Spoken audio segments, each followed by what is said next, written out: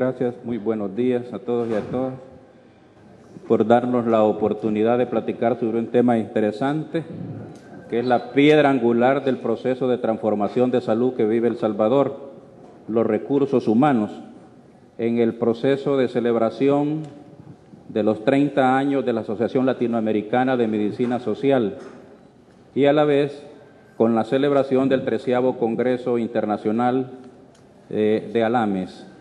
Quiero decirles que la realización de este congreso y el esfuerzo de todos estos compañeros latinoamericanos de realizar este congreso aquí en nuestro país es un claro reconocimiento al esfuerzo de reforma de salud que vive El Salvador. Así es que agradecemos a los compañeros latinoamericanos este esfuerzo y el acompañamiento y el reconocimiento internacional al proceso de transformación de la salud que vive nuestro país. En ese sentido, se nos ha pedido que abordemos el tema del desarrollo de los recursos humanos en este foro. En realidad es bien difícil hablar de un conjunto de transformaciones cuando en realidad no se ha tomado a los recursos humanos como la parte fundamental de esta reforma. Y en ese sentido, los niveles de desarrollo de los recursos humanos, tanto en su formación como en la cantidad misma necesaria para tratar o para abordar el tema de la salud desde el punto de vista de la atención o de acciones preventivas o de promoción de la salud, ha sido mínimo.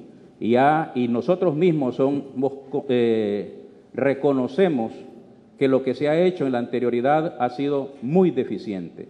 22,000 trabajadores en el 2008 demuestran que el 60% de los trabajadores tenían de salud, y hablando especialmente de los profesionales de salud, contrataciones menores a las de 4 horas y más del 45% a 2 horas. Hospitales como el Hospital de Santa Ana, el 90% de los médicos contratados tenían 2 horas. Y el primer nivel de atención no van a negar a ustedes que la contratación basada eminentemente en médicos de año social que a las 12 del mediodía dejaban de funcionar y se venían para las instancias correspondientes a través de la unidad móvil, desplazándose y dejando sin atención y sin acciones de promoción de la salud a las mismas comunidades. Este esfuerzo, esa idea, eso no es un buen sistema de salud. Ese sistema necesita cambiarse, no es ni sistema, necesita que transformemos eso, necesita que los recursos humanos se conviertan en la piedra angular fundamental para desarrollar ese proceso de transformaciones. Y se ha convertido, y desde ese mismo momento, en julio de 2010, que se diseñó e implementó la reforma de salud, como uno de los ejes fundamentales de los 8 que constituyen el principio fundamental de la reforma de salud. Entonces, pero antes de hablar de la parte del desarrollo de los recursos humanos, déjenme decirles que uno de los ejes fundamentales de la reforma ha sido las redes integradas e integrales de servicios de salud. ¿Por qué lo abordamos así? Porque el componente o la visión del año 2009 para atrás era una visión eminentemente curativa. Nosotros pensábamos que en el Hospital Rosales, en el Hospital Bloom y en el Hospital de Maternidad se iba a resolver todo. Y de hecho, todavía prevalecen situaciones especiales, muy especiales. Rosales, Bloom y Maternidad prestando atenciones que en más del 50% constituyen al segundo o al primer nivel de atención. Ese esfuerzo, esa transformación no se va a lograr de la noche a la mañana, sino que hay que caminar y hay que juntarnos para poder hacer transformaciones viables a nuestro sistema. Sin embargo, no se tiene todo el apoyo, así lo digo con franqueza, para que juntos lo hagamos, porque este esfuerzo es importante, la participación del recurso humano. Es fundamental la participación de nuestro personal de salud. A veces hay mucha oposición a poder hacer estas transformaciones. Hay hospitales donde hemos tomado la decisión de sacar todo lo que es de segundo nivel y que el personal que se dedica a hacer acciones de salud de segundo nivel, sacarlo del tercer nivel para trasladarlo al segundo nivel, que no queda ni a 10 minutos de distancia, ni a 5 o 7 kilómetros de distancia, y el personal de salud es el primero en oponerse. No se quieren trasladar de San Salvador a San Rafael para hacer atenciones de salud de segundo nivel que le corresponden al San Rafael. ¿Y qué es lo que hay que hacer? Hay que contratar recursos en el Hospital San Rafael porque los de tercer nivel no se quieren movilizar al San Rafael. ¿Y cómo vamos a hacer esas transformaciones? Entonces, contratando más gente. No, es uniéndonos, es concientizándonos, es reorganizándonos para que la prestación se vaya ordenando. En esa manera no vamos a poder sacar ni los hipertensos del Hospital Rosales, ni la cirugía pediátrica general del Hospital Blum, ni los partos de bajo riesgo del Hospital de Maternidad. Esos partos de bajo riesgo, esa cirugía general del Hospital Rosales, esa cirugía pediátrica ambulatoria del Hospital Blum ya no debería de estar en estos hospitales de tercer nivel. Pero en este esfuerzo, la solución no es contratando más cirujanos, más pediatras y más ginecólogos en estos centros, sino que es redistribuyendo nuestra atención y poniendo el esfuerzo y uniéndonos para ello. Hemos querido fortalecer este sistema a través de una participación conjunta e integral. No puede ser que el primer nivel de atención, que es la base fundamental de las acciones de promoción de la salud y prevención de la enfermedad, tuviera que seguir siendo el más débil de los tres niveles. No puede ser. Por lo tanto, nuestra reforma de salud, a pesar de que es integral, tiene un toque especial hacia el primer nivel de atención. El fortalecimiento con una visión hacia la persona, la familia y la comunidad, no desde una visión eminentemente curativa, ni salir del problema en 2 o 4 horas, sino que convivir con la población, enseñarle a la población cómo se previene la enfermedad, enseñarle a la población y convivir con ella ante cualquier situación. Esto lo quisiéramos hacer en los 262 municipios del país, pero una transformación, una reforma integral no se logra solo con voluntades o esfuerzos o reorganizaciones.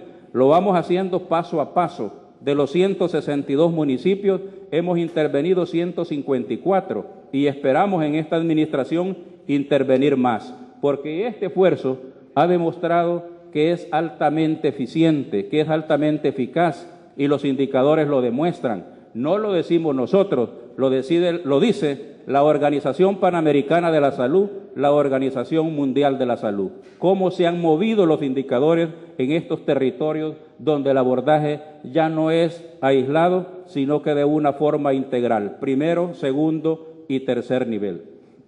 Entonces, en este modelo hemos constituido a nivel de país intervención en 154 municipios, con un abordaje integral de la enfermedad, del proceso salud-enfermedad, y con una participación de nuestro personal, y ya vamos a ver cómo se integra nuestro personal para abordar este problema. La siguiente. Entonces, ¿para qué las redes? Las redes se constituyeron para reducir las barreras de acceso a la atención. No es posible que al 30 de mayo del 2010 todavía estuviéramos gente que nunca había accesado a los servicios de salud. Con este modelo, 1.8 millones de salvadoreños han tenido acceso a los servicios de salud. Y eso ha significado, y con mucha lógica, que se haya incrementado los procesos de atención. Nosotros incrementamos en 14% los procedimientos quirúrgicos y anduvo alrededor del 35 al 40% la consulta externa y ambulatoria. Y en ese esfuerzo es que si no se logra, no es justo, no es de justicia, no es de orden dejar desamparados a cerca de 2 millones de salvadoreños que no tenían atención, ningún proceso de atención. Y en ese esfuerzo es que, acompañado al incremento de la atención, también va acompañado el proceso de formación, de capacitación y de contratación misma de nuestros recursos humanos.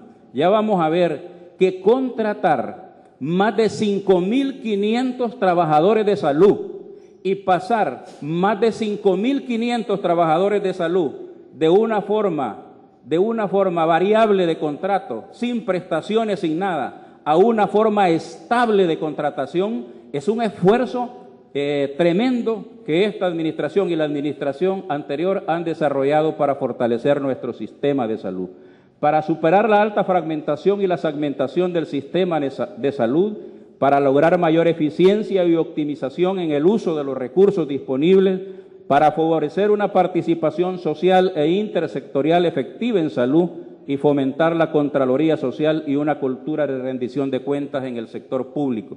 Esto se va haciendo cultura. La siguiente.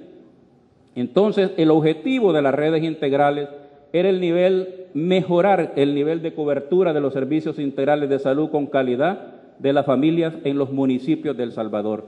Y no solo el acceso geográfico hemos vencido.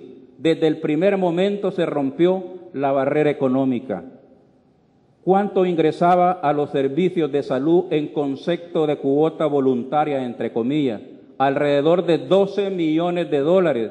12 millones de dólares que la gente pagaba por la consulta, por el examen de laboratorio, por el parto o por la cirugía. Eso se eliminó desde junio del 2009. La doctora María Isabel Rodríguez tomó la decisión con el señor presidente de la República de eliminar todo tipo de pago en los hospitales. Sabemos que tenemos todavía algunas dificultades en algunos insumos, pero estamos avanzando hacia la consecución total de este esfuerzo. Por lo tanto, rompiendo la barrera económica y rompiendo el acceso geográfico, hemos ingresado hasta el último territorio y la muestra es que 1.8 a 2 millones de salvadoreños y salvadoreñas hoy sí tienen acceso a los servicios de salud. Entonces, esto pasa por varios componentes. Reorganizar los servicios de salud con un enfoque geopoblacional. No es posible que nuestro esfuerzo estaría dedicado únicamente a fortalecer los hospitales. Por eso es que a veces no compartimos el esfuerzo o la insistencia de que solo fortalezcamos los hospitales. Los hospitales son parte integral del proceso de atención y nosotros, nuestro sueño es que se cumpla lo que en realidad está determinado para un verdadero sistema nacional de salud. El 80 al 90% de nuestra población tiene que verse en el primer nivel de atención, con acciones de promoción, con acciones de prevención, con detección temprana, etcétera, etcétera.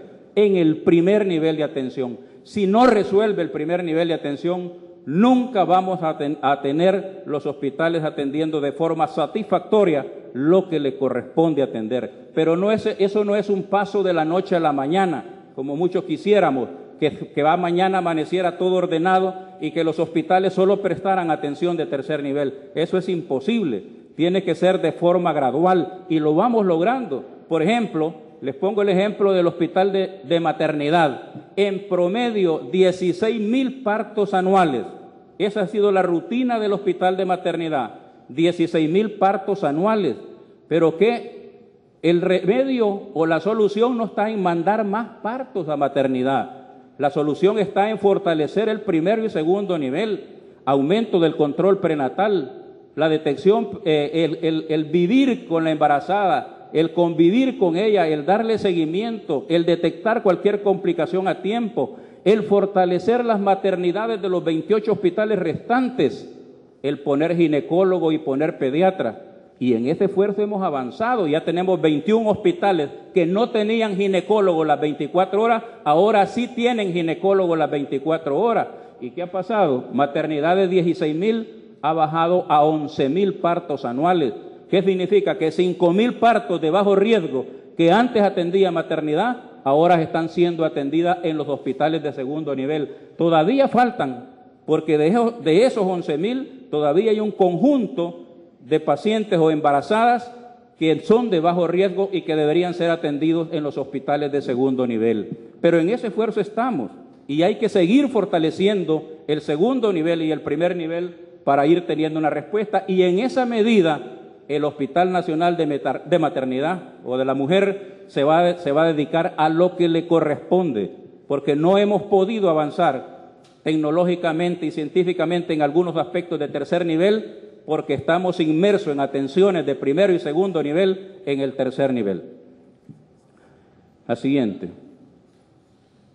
Entonces, en este esfuerzo, los recursos humanos han sido fundamentales y los equipos comunitarios de salud familiar conformados, tanto básicos, intermedios y avanzados, el eje fundamental del trabajo, además de la protocolización y todo, es el mismo recurso humano.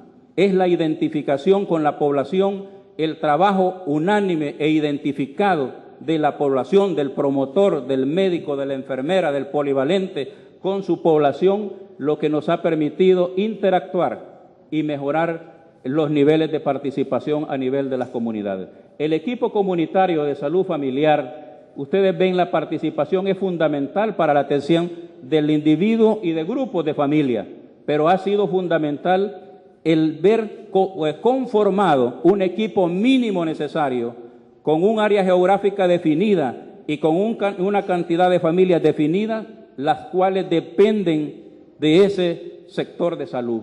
Y entonces se le han asignado a cada unidad comunitaria de salud familiar, a cada equipo comunitario de salud familiar, un grupo específico de población con la cual tiene que interactuar, con la cual tiene que conocer, con la cual se tiene que desarrollar a través de una ficha técnica en donde yo conozco mis 600 familias a cargo, cuántas embarazadas hay en mis 600 familias, cuántos niños vacunados hay, cuánto les falta que vacunarse, quién no asistió al control que le correspondía, que tendría que asistir ahora, quién es el que esté embarazada y no ha llegado a su control, y si ya le va a tocar, para dónde yo voy a estar pendiente como promotor de salud para ver a dónde la voy a referir con el médico responsable de la unidad comunitaria. Y eso nos ha permitido, oigan bien, que del 53% del parto institucional hayamos pasado al 98% del parto institucional, 53 al 98%,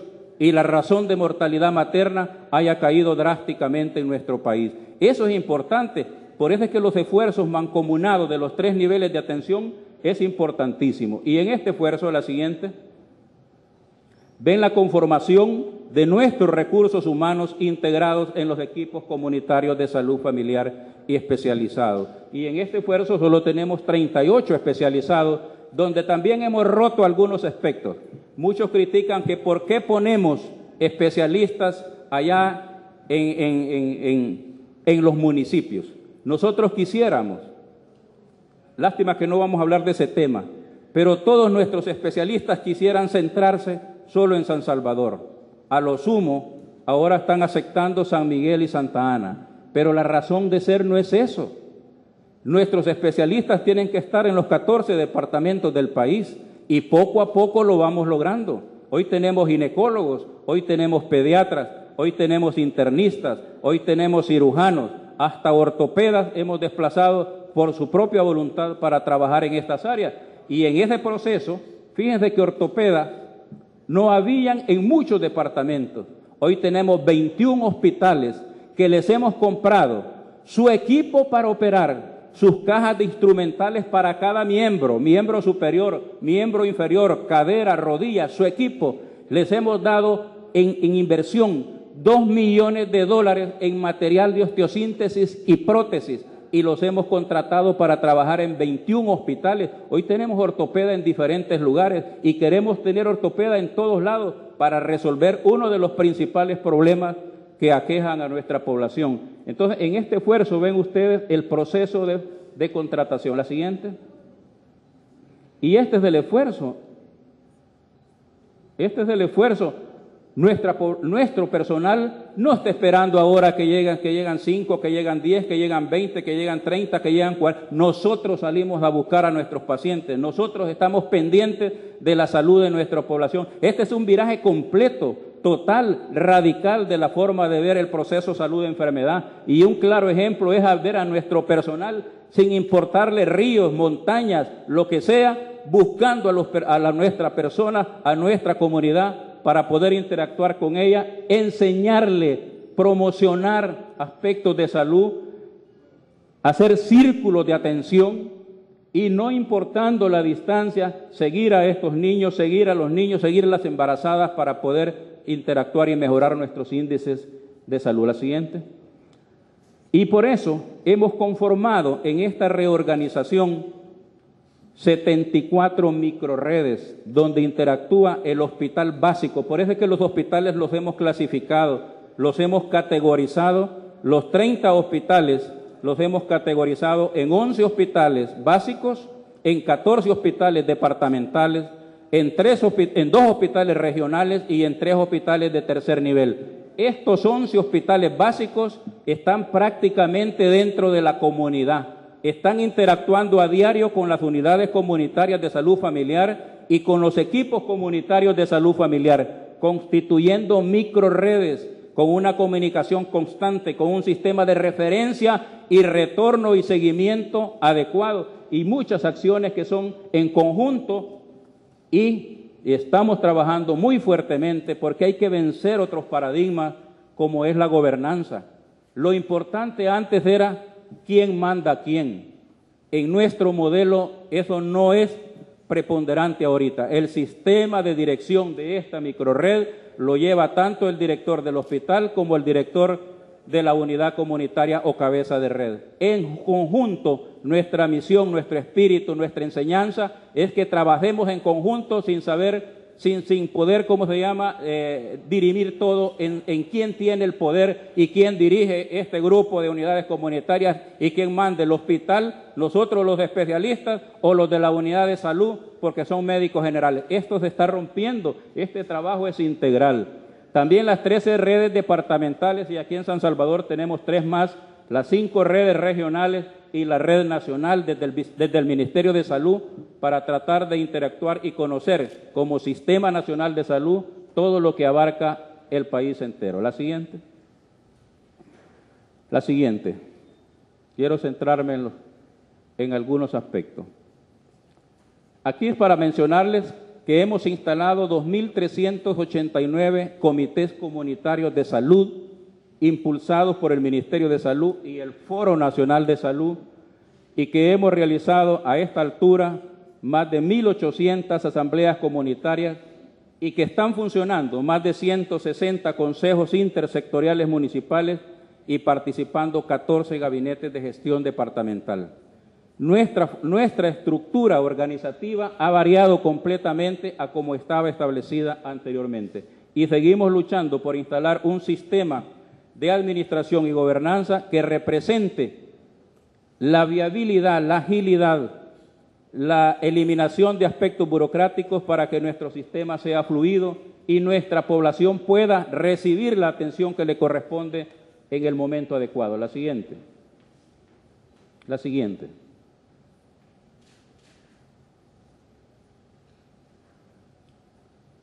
Esto ya lo mencioné, la instalación de los 490 equipos. La siguiente.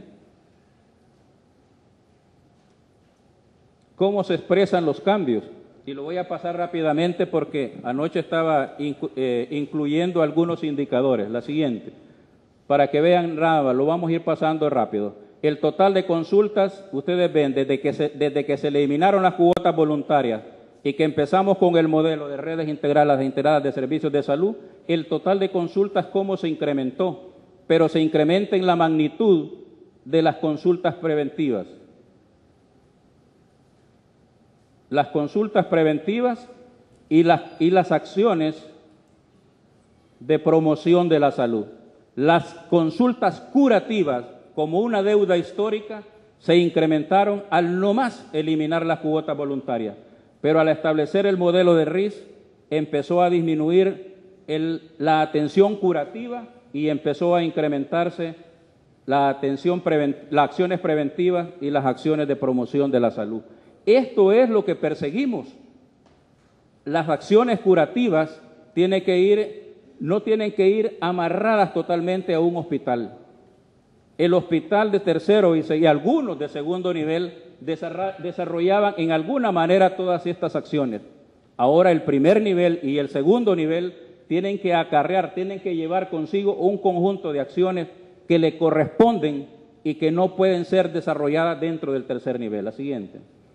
También la gratuidad nos ha permitido, ustedes ven desde que se instaló las redes, el incremento de las atenciones en consultas preventivas y el control del embarazo. Ustedes ven también el incremento fundamental. No me voy a detener en datos porque no es el momento de discusión de este tema. La siguiente. La gratuidad nos ha permitido en los casos de diarrea y en los casos de insuficiencia renal, como anoche mencionábamos esto, porque muchos se quejan que por qué no ponemos más unidades de hemodiálisis, que por qué no ponemos un hospital solo de nefrología, que por qué no ponemos más máquinas máquinas cicladoras para diálisis. Es que ese no es el problema, esa no es la solución. Los 700, 800 pacientes que tenemos con enfermedad renal crónica, mejor dicho, en insuficiencia renal crónica, estamos preparando un plan porque ya no hay otra salida, solo es el trasplante renal. Todas las medidas de diálisis y hemodiálisis han fracasado. Ahora, lo que tenemos que trabajar es que nuestra población sana no llegue a ninguno de los 5 estadios de la enfermedad renal crónica. Detectarlo tempranamente para que no pasemos a formar parte de la familia de la enfermedad renal crónica.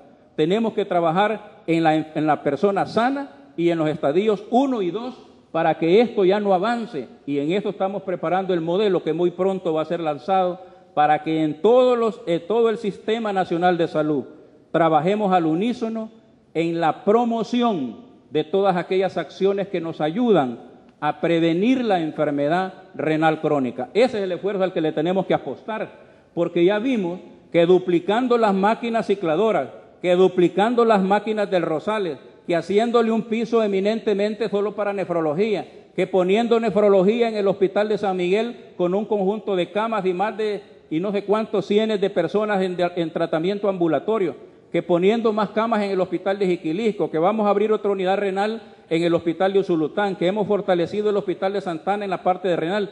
Y eso siempre en el Hospital Rosales van a haber 20, 25 personas que quedan en la noche porque no han podido ser atendidas con su problema renal en el servicio de nefrología. O sea que sí tenemos problemas serios, pero no podemos estar centrándonos en el modelo curativo cuando no estamos haciendo nada en el modelo preventivo. Y ahí tenemos que centrarnos como sistema de salud, no solo como Ministerio de Salud. La siguiente.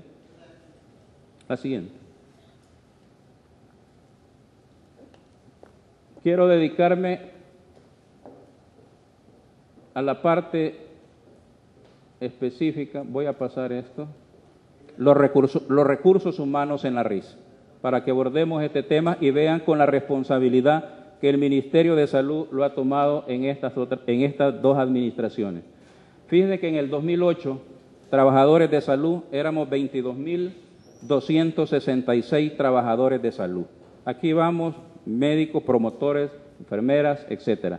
Hoy somos 30.192 trabajadores de salud y predominantemente los que han sido contratados son médicos y enfermeras. Han sido las 2 categorías que en primera instancia hemos considerado necesario fortalecer, porque habían hospitales, como les decía, que el 90% de nuestros médicos trabajaban solamente 2 horas y trabajaban de 7 a 9, o sea que de las 9 de la mañana en adelante ya no habían médicos en el hospital, porque nadie acepta que sus 2 horas nuevas que se le van a dar sean de 1 a 3, o sean de 5 a 7 de la noche, o sean de 4 a 6.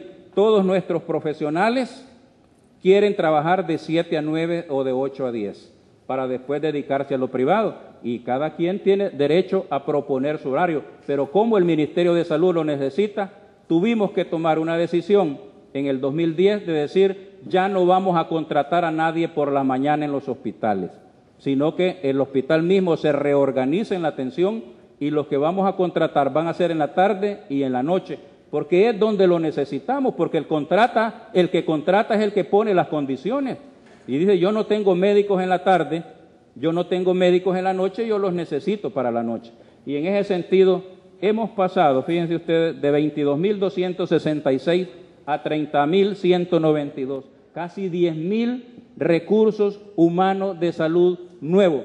¿Cuándo en la historia de este país, pregunto yo, que tengo 28 años de trabajar en el área hospitalaria, cuándo en este país se había dado este fenómeno de interactuar y de ver las necesidades y de contratar esos recursos humanos para que se vean favorecidos nuestros sistemas de salud? Algunos quisieran más quizás de estos, pero los que a veces piden más son los que menos aportan para trabajar. Los que muchos exigen en algunas instancias, por ejemplo, nosotros visitábamos un hospital recientemente y todos revisábamos con el director todos están contratando entre 4 y 6 horas. Y me dicen todos, es que mire doctor, nosotros lo que hemos entendido es que vamos a dar 4 horas semanales de consulta. ¿Cómo es posible que un profesional entienda que cuando está contratado 4 horas significa que va a trabajar 4 horas a la semana? Son 4 horas diarias que tiene que dar de consulta. Si tuviéramos profesionales dando la consulta que le corresponde, no digamos los 5 días, si diera 3 días de consulta semanal, yo les aseguro que fuéramos a 0 en todas las consultas externas de nuestros hospitales. Pero hay hospitales, de los 30 hospitales, que hay gente que entiende que consulta, que cuando le contratan 8 horas, solo tiene que dar consulta un día a la semana. Yo entiendo que hay interconsultas, que el cirujano tiene que operar, pero un cirujano que da consulta una vez a la semana y que opera una vez a la semana, prácticamente deja 3 días de trabajar. Nosotros operamos o damos consulta o interconsulta en una semana y tenemos que redistribuirlo, pero esa es parte de la gestión, que a veces las mismas autoridades del hospital no saben manejar, ni reorganizar, ni interactuar con las jefaturas y con los profesionales para poder establecer una buena relación. La siguiente. Quería referirme a esto, la distribución de los recursos humanos. Fíjense cómo ha variado la contratación de recursos humanos en hospitales. Es la línea amarilla. De 13.500 que teníamos, hemos pasado a 15.856. Más de 2.000 recursos entre médicos y enfermeras en hospitales. Pero en primer nivel hemos pasado en regiones de 9.000 hemos pasado a 13.234. Lo que menos se ha hipertrofiado es la Secretaría de Estado. Ahí prácticamente hemos fortalecido algunas áreas que no son para la Secretaría de Estado, sino que interactúan en el territorio. Y en este esfuerzo, ustedes ven la distribución de los 23.329 a los 30.192 recursos. En cuanto a la distribución de los recursos en los establecimientos, si comparamos los datos del 2008 y del 2013, hay un incremento de 6.953 y comparado con el 2008 es de 6.863. O sea, el recurso humano de nuestra inversión representa cerca del 57% de la inversión en salud. La siguiente. Entonces, ustedes ven en Secretaría de Estado contrataciones 322, en hospitales 2.317 y en regiones de salud 4.224. Aquí están, nosotros los ponemos a disposición del que quiera investigar, que dicen que van a investigar los secos para ver si están funcionando. Excelente, que los vayan a investigar para que se den cuenta cómo funciona un modelo de salud, para que vayan a ver el trabajo que esta gente desarrolla en el territorio, para que vayan a conocer los que nunca han ido, que vayan a conocer en las condiciones en que trabajan esta gente y los esfuerzos que hacen cada día, cada tarde, no cada mediodía, cada tarde, por incidir positivamente en los estándares de calidad y en los indicadores de salud.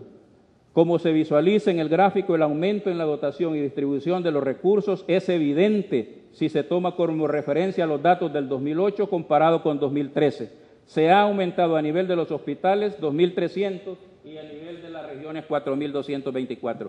Y déjenme decirles que no paramos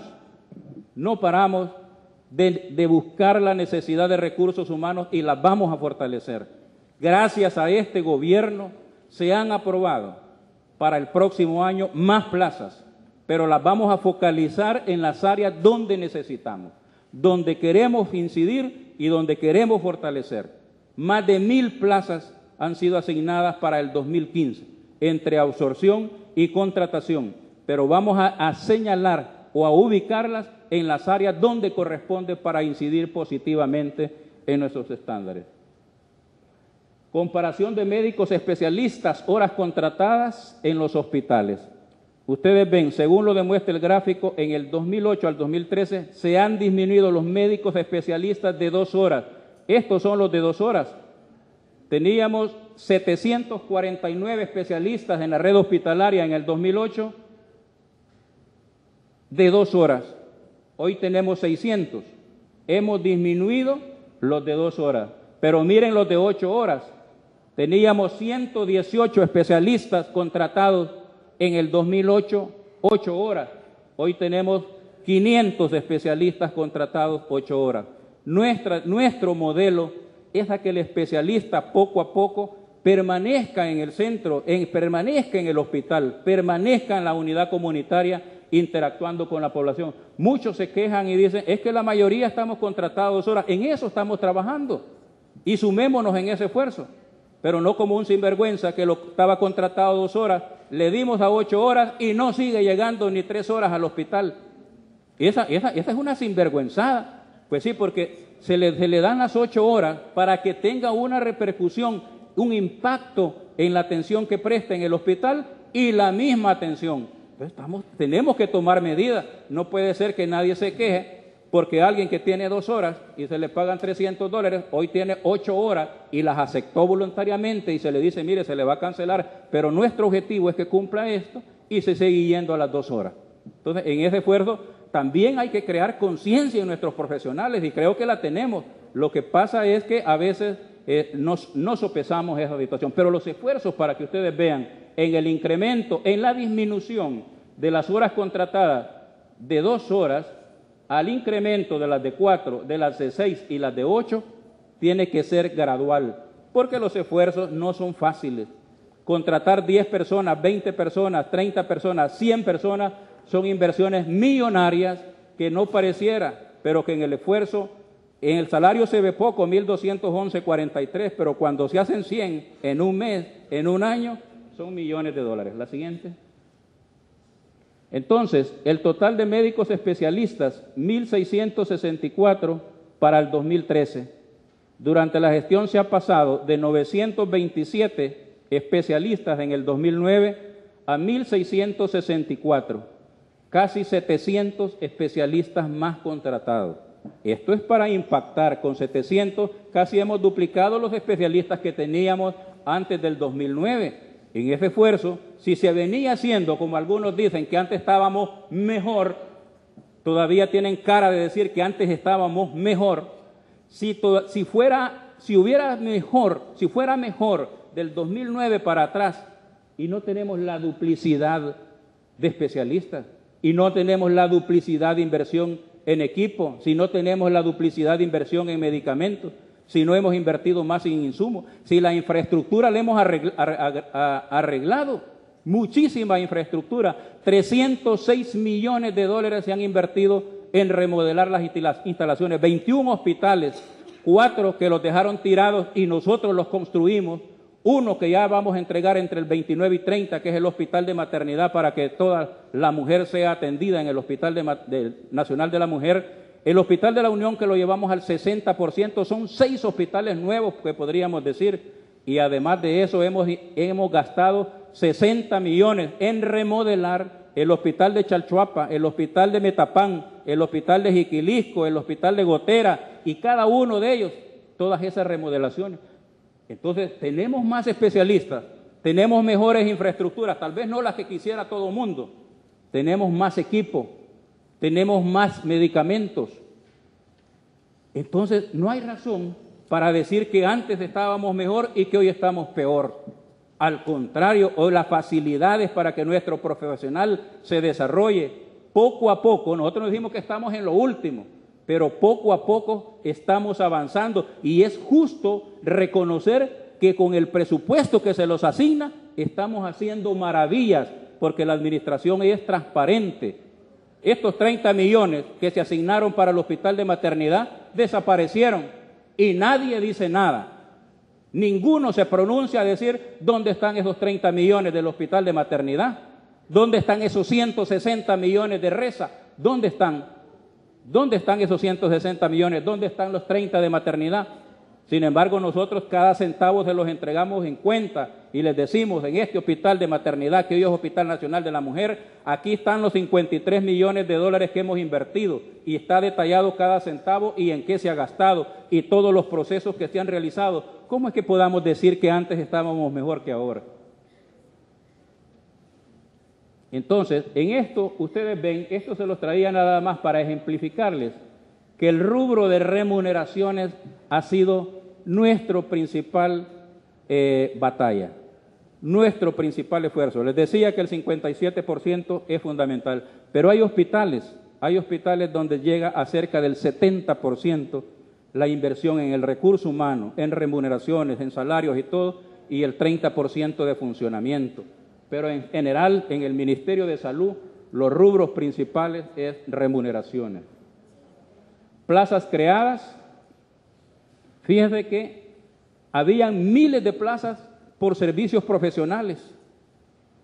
Habían plazas de $20, de $15, de $30, de $70, que yo no sé cómo un salvadoreño subsistía con 50, 60, $70. Yo no me explico. Y nadie reclamaba nada.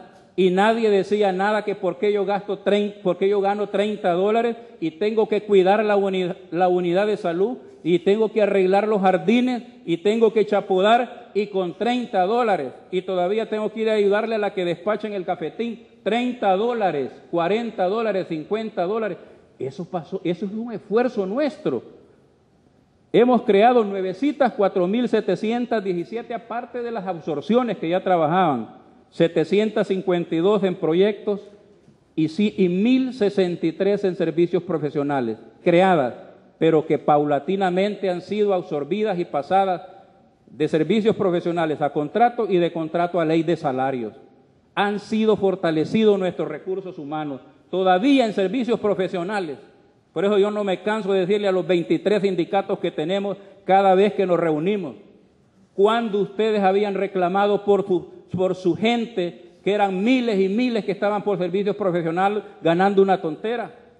Y ahora todos, la mayoría, la inmensa mayoría, solo nos quedan 552 en hospitales que están por servicios profesionales. La mayoría tienen su salario mínimo y están por ley de salario, por una forma estable de contratación, no por servicios profesionales ni por fondo GOE, porque al mes o al fin de año los echaban y los cambiaban si no tenían cierta tendencia ideológica. Hoy no, hoy les damos seguridad para que trabajen, para que se desarrollen, para que nos apoyen, para que apoyen este proceso de transformación, para que cumplan sus funciones.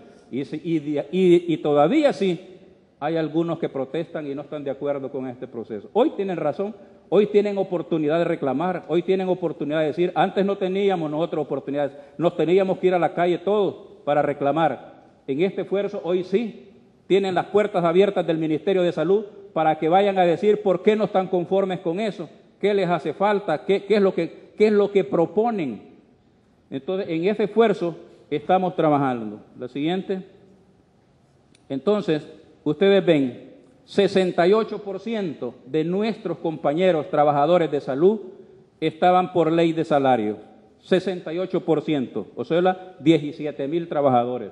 Hoy el 87%, 26,000 trabajadores están por ley de salario. No consideran que eso es correcto, que es justo la medida que el Ministerio de Salud ha adoptado. Todos sus trabajadores con una forma estable de contratación, seguros en sus puestos para que se desarrollen. ¿Qué más estímulo necesita el trabajador en este sentido? Y además de esto, en los 5 años y 6 que vamos ahorita, nunca se les ha dejado de pagar el escalafón, nunca. Y desde 1994 hasta el 2008, solo en 5 veces se pagó el escalafón. Hubo administración presidencial que una sola vez lo pagó. Y en esta administración, en 6 años que llevamos, los 6 veces se ha cumplido. Y gracias a Dios a la votación de los diputados del día de ayer, los 26 millones que teníamos asignados para el escalafón de nuestros 30,000 trabajadores ha sido aprobado y ha sido incorporado ya en el presupuesto. Entonces, en ese esfuerzo no se puede decir que el Ministerio de Salud no está trabajando por los trabajadores salvadoreños, por los trabajadores específicamente de salud, 87%. Entonces, pero tenemos desafíos todavía. Continuar con la disminución de la brecha de personal. ¿Cuánto dijimos nosotros en el 2009? Con la directora del primer nivel de atención y la Dirección Nacional de Hospitales nos conjuntamos, hicimos un estudio nuestro propio de la necesidad de recursos humanos y llegamos a una conclusión que andaba alrededor de 14.000 trabajadores. De ahí lo hicimos con la Dirección de Desarrollo de Recursos Humanos cuando surgió y con el apoyo de AID, y llegamos a la conclusión que en realidad andaba alrededor de 14.000 trabajadores para los 3 niveles de atención. Pero fíjense, en 4 años de reforma, lo que les acabo de presentar, lo que hemos caminado. En 4 años de reforma de salud, lo que hemos caminado. Lo que dijimos nosotros, 14.000 trabajadores son los que necesita este sistema para funcionar adecuadamente. Más del 50% de esa meta la hemos cumplido en solo 4 años. El otro, gestión de los recursos humanos en red. Este es un esfuerzo que lo debemos trabajar, pero hoy la organización sindical de médicos y de trabajadores se oponen a esto. Nosotros si quisiéramos, si en realidad estuvieran identificados con las transformaciones en salud, nosotros poder contratar un pediatra para la red, pero si un pediatra está contratado en la unidad comunitaria y quiere ser trasladado a otra unidad comunitaria que queda a 2 kilómetros, hay huelga general por eso.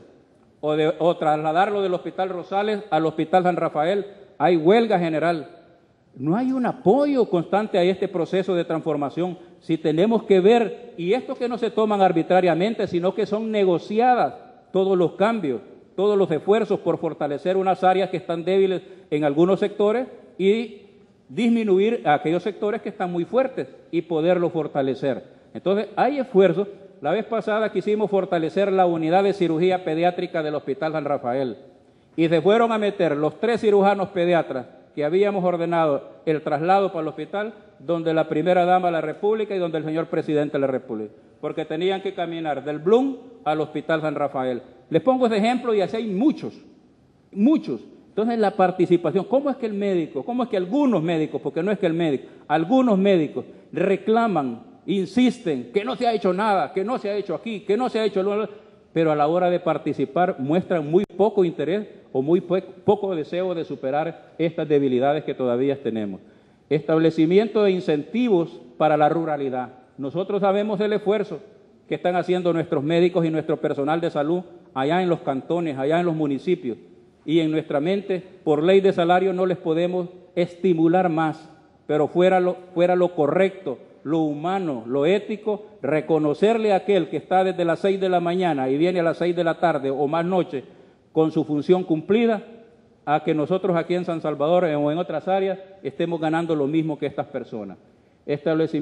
Fortalecer la calificación de los recursos humanos de acuerdo a la categorización de los establecimientos de salud, fortalecer y consolidar la calidad de la atención en la RIS, o sea, la gestión de consulta y gestión del tiempo y estándares de calidad, alcanzar mayores niveles de eficiencia en la administración y gestión de los recursos humanos y materiales e insumos. La siguiente. Avanzar en el proceso incipiente de la gestión integral de la RIS. Aún es débil la incorporación en la RIS de las demás instituciones del Sistema Nacional de Salud, porque hay que modificar un conjunto de leyes. Todas estas son las burocracias que impiden que un Sistema Nacional de Salud se desarrolle. Y también incluye no solo la institución, sino que las mismas personas, porque ya hicimos un esbozo de querer integrar Ministerio de Salud y Seguro Social, pero quien se opone, ustedes ya saben quién son.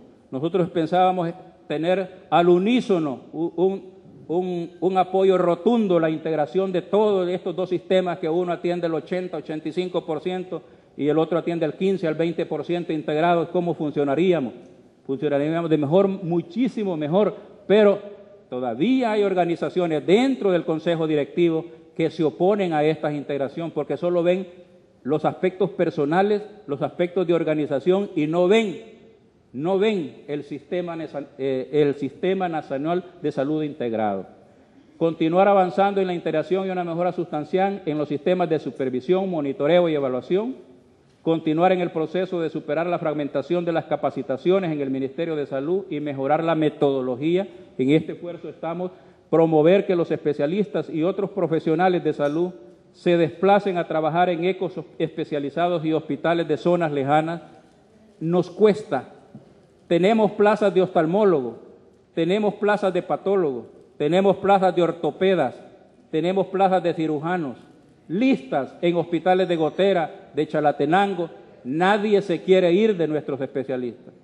Todos nuestros especialistas creen que solo son salvadores para los especialistas y que la población de allá de San Miguel, de Santa Ana, de los diferentes departamentos no merece ser atendida.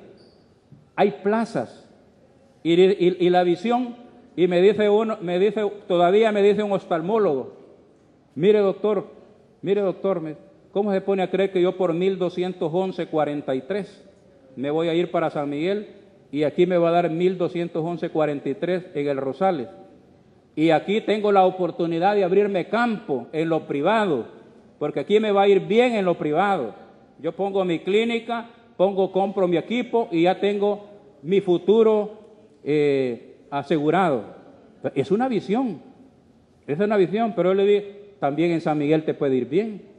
¿Por qué él es de San Miguel?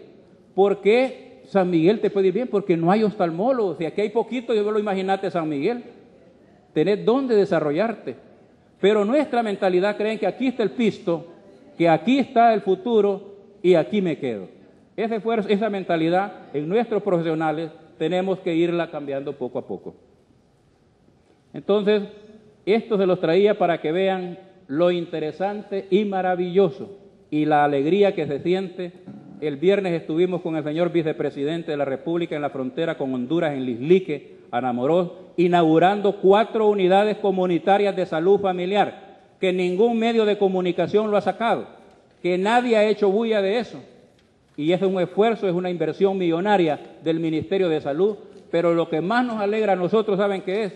Los miles y miles de gente, de niños, ancianos y señoras, identificados con su unidad, defendiéndola, pintándola, arreglándola, cortando el zacate, arreglando que nadie se las vaya a manchar, porque la sienten como suya y se identifican tanto con su médico, con su enfermera, con su promotor, como que si fueran de su propia familia. Este es el proceso que nos va a permitir hacer las transformaciones profundas en salud. No es construyendo más hospitales ni haciendo grandes acciones eminentemente curativas. Muchas gracias.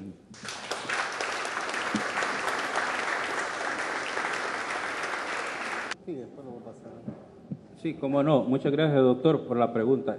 Compartimos completamente la visión del doctor. La supervisión, el monitoreo y la evaluación son fundamentales para el desarrollo de los sistemas de salud. Déjeme decirle que en la administración anterior, en la dirección de hospitales, por ejemplo, no existía monitoreo ni evaluación, pero no existía porque no estaban definidos los estándares que tenemos que monitorear. 28 estándares de calidad se desarrollaron, se presentaron, se avalaron por la señora ministra y están siendo monitoreados. El primer nivel de atención desarrolló otro conjunto de estándares. Tenemos nuestros indicadores de hospitales y indicadores de primer nivel de atención. Ahora hemos conjuntado estándares de calidad para la red y hemos conjuntado indicadores de RIS, indicadores específicos, trazadores de resultados, de impacto, de calidad, etcétera, de estructura, etcétera, que vamos a monitorear periódicamente. Acabamos de terminar la primera evaluación de las 708 unidades comunitarias de salud familiar y estamos próximos a presentarlo. De la misma manera, el Foro Nacional de Salud acaba de presentar las evaluaciones de los hospitales. Pero este monitoreo, como bien dice el doctor, se ven que hay esfuerzos por diferentes lados. La Dirección de Apoyo a la Gestión y Programación Sanitaria, cada programa tiene supervisiones, cada programa tiene monitoreo. Lo que estamos trabajando en esta oportunidad es un sistema único de monitoreo y supervisión, con estándares e indicadores definidos de la RIS, para que podamos tener información precisa y eliminar todos aquellos factores de que cada dirección, de que cada unidad tiene su unidad de monitoreo. Una sola unidad de monitoreo bien estructurada, con lineamientos específicos, con normativa específica, con estándares definidos y con indicadores definidos. Y ese va a ser nuestro sistema de unificación del monitoreo y supervisión, porque nuestro personal, y eso hemos tratado de incidir y nos ha costado un poco, pero vamos a seguir trabajando. Muchas veces, yo me acuerdo cuando hice el año social, tenía mis 30 pacientes para ver pero a ver, llegaba la enfermera de azul a revisar no sé qué, llegaba el otro médico a revisarlo, y yo como médico y la enfermera teníamos que dar informe de un conjunto de programas, proyectos y acciones que se realizan que no me dejan interactuar con la población. Entonces, en ese proceso de sistematización del monitoreo, de la supervisión y la evaluación, nos va a permitir tener la información en línea y nuestro personal que se dedique a lo que eminentemente le corresponde, las acciones en salud y la atención de nuestra población. Pero estamos trabajando en esto. Teníamos un proyecto muy bonito para implementarlo, mejor dicho, la señora ministra de Salud, la doctora Isabel Rodríguez, tenía el proyecto de la sistematización de toda la información con el préstamo del Banco Mundial. La oposición, valga la redundancia, se opuso a ese préstamo, que ahorita tuviéramos nuestro expediente en línea, no solo de hospitales, sino de las 708 unidades comunitarias de salud familiar y trabajando de una forma más efectiva en nuestra información. Pero como no se aprobó, pero nosotros no nos quedamos de brazos cruzados. Ahorita estamos insistiendo y estamos haciendo las acciones necesarias para mantener o tener, y ya dentro de poco les vamos a dar buena información, porque ya llevamos varios hospitales con su expediente en línea y vamos a sistematizarlo a nivel nacional. Pues es que eso es importante. Con la información precisa, nosotros podemos tomar acciones, pero si la información es diluida y que cada sector tiene su información, entonces la planificación se vuelve muy difícil. Pero ese es uno de los grandes retos, por eso lo ponía en los desafíos. Los desafíos es uno de los principales desafíos. Y yo en el Viceministerio de Servicios me he dado la tarea de formar una comisión que está preparando, y espero que en este mes de noviembre se me presente, la propuesta nacional de sistematización del monitoreo, de supervisión, monitoreo y evaluación. Ya empezamos, ya la comisión presentó de los más de 500 indicadores que sugirió la OPS, se han tomado 16 indicadores trazadores de RIS, y cada uno de los indicadores trazadores tiene un conjunto de indicadores de estructura, de procesos, de calidad, etcétera, que acompañan a eso, y va a estar puesto para que nuestra población observe cómo va el desarrollo del Sistema Nacional de Salud, cómo estamos en mortalidad materna, cómo estamos en mortalidad infantil, porque nosotros no ocultamos ningún tipo de información, y al contrario, de 200 y tantas unidades notificadoras que eran antes, hemos pasado a más de 1.200 unidades notificadoras, o sea que todos estamos reportando. Ministerio de Salud, unidades comunitarias, hospitales, Seguro Social, Sanidad Militar, Bienestar Magisterial, para que nuestra población y todos los entes internacionales tengan una verdadera información del Sistema Nacional de Salud salvadoreño, y no solo lo que antes se creía o que quería dar a conocer lo que les convenía y no lo que verdaderamente estaba pasando en el sistema público de salud. Muy buenos días, mi nombre es Virginia Rodríguez, vengo representando al Colegio Médico, pero también al Hospital Rosales, la unidad de desarrollo profesional. Felicitar al doctor por su ponencia, felicitar a la administración por los cambios que están haciendo en el paradigma de la atención sanitaria. Quizá yo quiero agregar unos retos que serían importantes que se mencionaran acá, y es si nosotros como administrativos reflexionamos sobre un papel muy importante que lleva la gestión del cambio. Venimos de un modelo totalmente distinto, como lo ha mencionado el doctor, hacia otro modelo de la atención y del abordaje del derecho a la salud. En la gestión del cambio es muy importante la comunicación fluida con las personas, en este caso pues el recurso humano, que es lo que nos toca en estos días, así como también la participación de ellos. Me llama mucho la atención que se esté viendo el recurso humano en cierta medida como que son ajenos al ministerio, al que decimos nosotros y ellos. Pues el ministerio son ellos también, o sea, todo, hasta el último empleado del hospital, el que limpia el jardín, es Ministerio de Salud, no deja de ser Ministerio de Salud. La participación es muy necesaria al platicar sobre los proyectos, en platicar cómo van a ser las soluciones a los retos, etcétera, etcétera. ¿Por qué? Porque ella se va a llevar a mi segundo punto. La atención sanitaria tiene un proceso intelectual.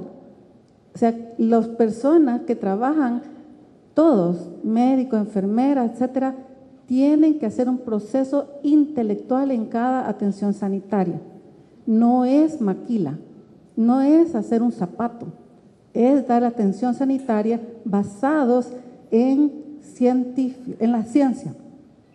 Y eso veo que también no ha sido incluido. Por ejemplo, cuando hablamos de los especialistas, lástima que yo no pude acompañar ayer, cuando hablamos de los especialistas sabemos que hay diferentes niveles de especialidades, de especialización, por eso hay diferentes niveles de hospitales. Hablar que alguien que ha sido capacitado, por ejemplo, en una supraespecialidad, que está listo para dar su atención en un tercer nivel, pasarlo a un segundo nivel, debe de ser algo bien reflexionado. Tendríamos que ver las competencias y hablar de la formación, cuando hablamos de la formación, de las competencias. No es la misma una persona que esté capacitada, pongamos un ejemplo, a hacer trasplantes, etcétera, y de repente lo mandamos a un hospital donde apenas hay recursos para hacer una cura de hernia, por ejemplo.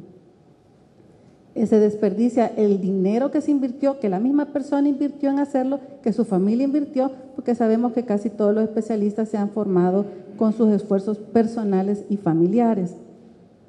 Así que una recomendación es que se vea, se aprecie y se respete la intelectualidad del profesional sanitario, ver sus currículums, ver sus competencias y de esa forma que elaboren dónde pueden aportar más. Por ejemplo, ahorita aquí, como el doctor ha ido individualizando ejemplos, yo le puedo dar un ejemplo de una persona que está capacitada para hacer trasplante de hígado y está en un hospital de segundo nivel haciendo hernias y colecistectomías, ¿verdad? Entonces, pudiéramos llevarlo ya al Rosal y no mencionar gente que se ha ido a capacitar como cirujanos de trauma y no están en la unidad de emergencia haciendo trauma, ¿verdad? Entonces, esas son cosas que yo recomiendo también para que la reforma tenga un éxito, porque una reforma no solo está basada y apoyada en cambios estructurales. Claro que los cambios estructurales son importantísimos, pero ya hemos dicho aquí que la clave de la reforma es el recurso humano, y por eso es la importancia que estamos dando al recurso humano, pero el recurso humano dentro de su intelectualidad y su dignidad también de trabajo. Creo que aquí, por ejemplo, yo siempre estoy bien preocupada por la gente de los ecos. Saben que la gente de los ecos tiene que irse a meter donde están las maras y quién los protege, etcétera, etcétera. El doctor ya lo dijo, que van a reflexionar, ya que es un deber ético, ver las condiciones de trabajo de estas personas, ¿verdad? Porque es preocupante pues que salgan apuñalados o algo así de las zonas donde están destinados a trabajar. Así que solo esas recomendaciones, ¿verdad? Un cambio de la gestión, doctor, requiere participación y respeto a la integridad de la intelectualidad que lleva el proceso sanitario, ¿verdad? Gracias.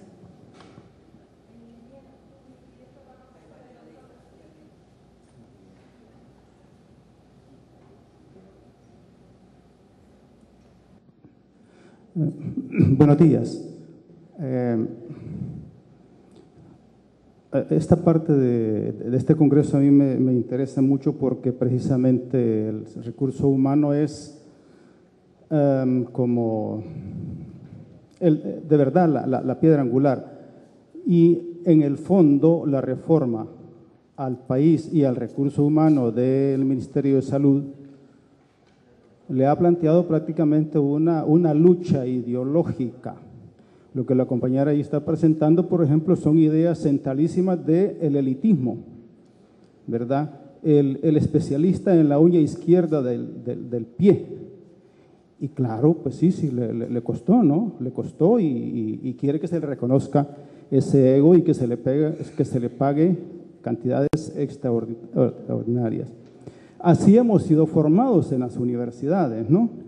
De manera que esta reforma sí definitivamente choca con esa formación que tenemos nosotros los individuos, social y académicamente hablando.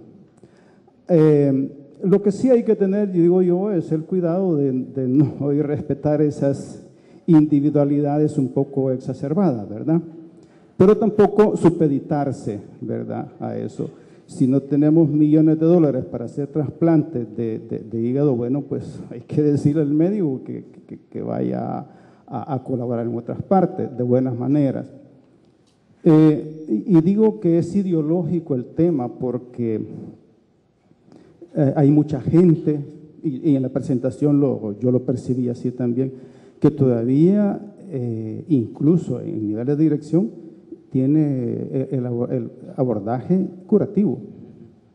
Vemos como exitoso, y está bien, por supuesto, el montaje de hospitales, de equipos, de especialistas, etcétera, en lo curativo. La promoción y la educación todavía no ha calado, en mi experiencia de campo, todavía no ha calado entre el personal de salud.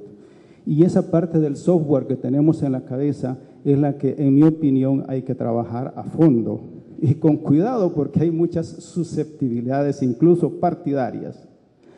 El día de ayer yo estaba en Candelaria, por ejemplo, y toda la subred Candelaria de la Frontera, Santiago de la Frontera, San Antonio en Pajonal, con posturas ideológicas de rechazo a la gente. En el 80% del personal, estoy hablando del personal, no de otra cosa, ¿no? Ese tipo de ideas hay que buscar una estrategia de trabajarlas, porque en el día a día, la gente sigue operando con el software que trae instalado de hace 10, 15, 20, 30 años. Y esa parte yo creo que no se ha trabajado. Yo he insistido en que hay que discutir con el personal su visión de si hay en este país o no injusticia social, porque hay gente que da como un dato del paisaje el que la gente se muera o el que la gente no tenga agua, por ejemplo, ¿no? Esa realidad no le impacta como parte de una realidad y la trata como tal. Entonces, esa sensibilidad, esa sensibilización de la realidad social que vivimos como país, creo que es una de las cosas urgentes entre el recurso humano del sistema, diría yo. Yo me relaciono con el ministerio, no trabajo para el ministerio. Entonces, en esa parte yo creo que hay que trabajar bastante para ir quitándole asperezas a esas posturas, a veces que de ideológicos sociales pasan a ideológicos partidarias, ¿no? Y constituyen resistencias muy difíciles de superar. Así que mi recomendación, y vamos a ver, porque participo del grupo que está en lo de la política, como en el plan de ejecución de la política, que la política no se quede tan en política, sino que baje rápidamente a la concreción de cosas. De alguna manera se meta algo que nos permita trabajar directamente esas cosas, nada más. ¿Contestamos hay 3 preguntas más?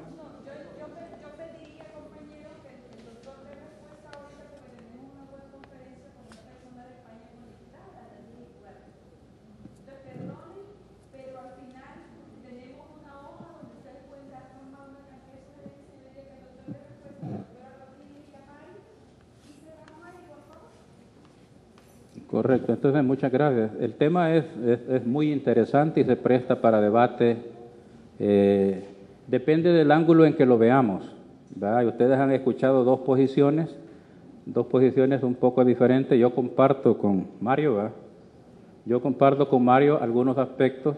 Yo no veo por qué un neurocirujano no puede estar en San Vicente, no puede estar en San Miguel, en Gotera, en Santa Rosa de Lima, en Usulután, si se le prestan la estructura física para poder desarrollarse, ¿no? Entonces, para eso hemos definido un conjunto de prestaciones hospitalarias para poder definir, y dijimos, vamos a poner ortopeda en Gotera, pero no vamos a mandar al ortopeda solo allá. Se le equipó su sala de operaciones, se le dieron sus 4 cajas de instrumental quirúrgico, se le dotó de material de osteosíntesis y se le administraron 2 enfermeras más. Entonces, el ortopeda está preparado para poder prestar la atención en Gotera. Entonces, en esa misma forma, yo no veo, si definimos bien el conjunto de prestaciones, el equipo mínimo necesario de funcionamiento y toda la estructura física para que un especialista se pueda desplazar a diferentes áreas. Hay mucha enfermedad de neurocirugía que no es de tercer nivel y se desarrolla en hospitales de segundo nivel. Hay mucha enfermedad de neonatología, que es un súper especialista, que no se desarrolla en tercer nivel, que es de segundo nivel. Por eso es que yo no comparto que el súper especialista solo tiene que estar clavado en Rosales, Bloom y maternidad. Eso para mí no puede ser. Pero también comparto que hay aspectos de la superespecialidad que tienen que desarrollarse en estos hospitales. Por ejemplo, nosotros no vamos a ir a hacer trasplante a gotera, ¿verdad? Los trasplantes renales, trasplantes de hígado, neurocirugía compleja, el embarazo de alto riesgo, el recién nacido quirúrgico, eso tiene que ser de tercer nivel. Cirugía de corazón abierto, tercer nivel. Así está definido su conjunto de prestaciones. Por eso es que deberemos de trabajar en esa parte para que, Virginia tiene razón en algún aspecto. Nosotros tenemos como Ministerio de Salud algunos bastantes fenómenos comunicativos sueltos y que necesitamos integrar. La comunicación de lo que el Ministerio de Salud, a veces incluso nuestro personal no se da cuenta de las intervenciones que estamos haciendo. Y en eso estamos trabajando, que queremos una estructura comunicacional que lo sepa primero al interior de nuestra población y que viva la reforma y el resto de la población. Es un esfuerzo donde todos tenemos que trabajar y fortalecer. Lo tomo muy en cuenta. Yo mantengo el aspecto de la comunicación muy débil nuestra. Mantenemos también la idea, y por eso lo estamos haciendo, ustedes han visto ahí, que ya especialistas ya no solo hay en Rosales, Bloom y maternidad. Además, el especialista pediatra, cirujano general, el ginecólogo, el internista no es de tercer nivel. Ese puede trabajar hasta incluso en el primer nivel de atención. Entonces, menos el cirujano, porque hay que prepararle la estructura, pero un internista perfectamente puede trabajar en primer nivel de atención. Un pediatra perfectamente puede trabajar en primer nivel de atención. Ahora, si me dicen un cirujano cardiovascular, ya no, ¿verdad? Entonces tendríamos que preparar toda. Por eso es que hemos definido el conjunto de prestaciones por nivel de atención. Y en base a eso vamos definiendo el perfil del profesional que se necesita allí para poderlo contratar. Por eso ofrecemos plazas en primer nivel de atención a pediatras, como les decía ahí, a ginecólogos, a internistas, a médicos de familia, para que puedan fortalecer. Y en el segundo nivel hay hospitales regionales, como Santa Ana, como San Miguel, San Rafael, que tienen casi varias subespecialidades. El San Miguel tiene como 17 subespecialidades ya: otorrino, ortopeda, neurocirujano, cirujano plástico, cardiólogo. De enero a marzo estamos instalando en San Miguel el primer laboratorio, oigan bien, de cateterismo cardíaco. Y para ello necesitamos cardiólogos y cirujanos cardiovasculares allá. Cirujanos cardiovasculares. El hospital está preparado ya para tiene todos los sustantivos para ser un hospital de tercer nivel y tiene todas las especialidades. Pero también en el Hospital Rosales vamos a poner en las mismas fechas el laboratorio de cateterismo cardíaco, gracias al aporte de los compañeros veteranos de guerra, que ellos han comprado el equipo de cateterismo cardíaco que va a ser instalado en San Miguel, y con fondos del Ministerio de Salud vamos a colocar en el Hospital Rosales un moderno equipo de cateterismo cardíaco para que nuestra población no esté yendo al hospital de diagnóstico a pagar el cateterismo o a morirse en su casa porque no puede pagar el cateterismo. Muchas gracias.